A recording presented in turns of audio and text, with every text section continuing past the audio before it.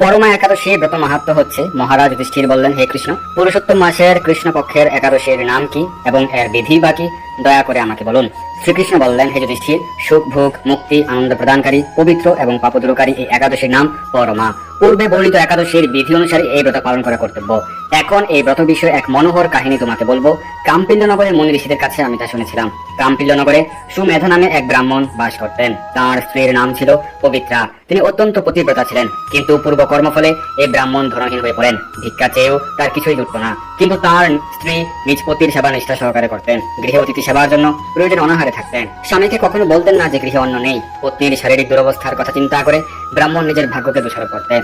একদিন পত্নী প্রিয়ঙ্গদাকে বললেন, হে কান্তে, আমি ধনবান মানুষদের কাছে চেয়েও ভিক্ষা পাই না। বলো এখন আমি কি করব?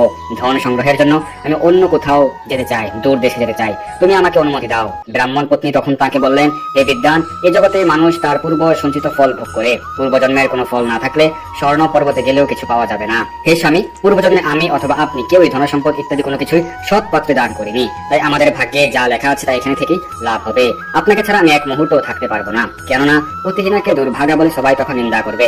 অতএব এখানে যা ধন লাভ হয় তা দিয়ে দিন যাপন করুন। ওই বিচক্ষণ ব্রাহ্মণ পত্নীর কথা শুনে ওই নগরে রইলেন। একদিন মুনিশ্রেষ্ঠ কৌন্ডিন্য সেখানে এলেন। তাকে দেখে সুমেধা খুব খুশি হলেন।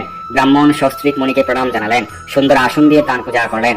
ওই দম্পতি আনন্দ সহকারে মুনিকে ভোজন করালেন।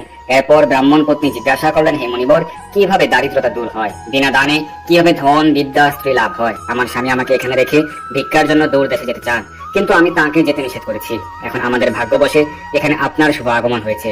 আপনার কৃপায় আমাদের দারিদ্রতা অবশ্যই দূর হবে। দারিদ্রতা দূর হয় এমন কোন ব্রত বা তপস্যার কথা আপনি কৃপা করে আমাদের বলুন।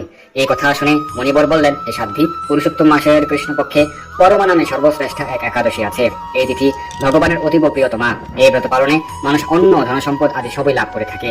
এই সুন্দর ব্রত ধনপতি কুবের প্রথম করেছিলেন। রাজা হরিশ্চন্দ্র এই ব্রত পালনে স্ত্রী পুত্র রাজ্য ফিরে পেয়েছিলেন। হে বিশালাক্ষী, এই জন্য তোমরাও এই ব্রত পালন করো। হে পাণ্ডব, কৌন্ডিন্য মুনির উপদেশে পতি পত্নী উভয় একসঙ্গে বিধিমত পুরুষোত্তম মাসের পরমা একাদশী ব্রত পালন করলেন। ব্রত সমাপনের পর রাজভবন থেকে এক রাজকুমার তাদের কাছে এলেন। ব্রহ্মার প্রেরণায় তিনি বহু ধন সম্পদ, নতুন গৃহ ও গাভী এই দম্পতিকে দান করলেন। এই দানের ফলে প্রয়াণের পর সেই রাজা বিষ্ণুলোক প্রাপ্ত হয়েছিলেন। এইভাবে পরমা ব্রতের প্রভাবে ব্রাহ্মণ দম্পতির সকল দুঃখের অবসান হলো।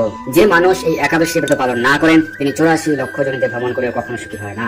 বহু পুণ্য কর্মের ফলে দুর্লভ মানব জন্ম লাভ হয়। তাই মানব জীবনে এই একাদশী ব্রত পালন করা সকলের অবশ্যই কর্তব্য। এই ব্রত মাহাত্ম্য কথা শুনে মহারাজ যুধিষ্ঠির তার আত্মীয় বর্গের সঙ্গে এই ব্রত পালন করেছিলেন। তো এই হচ্ছে পরমা একাদশী ব্রত মাহাত্ম্য।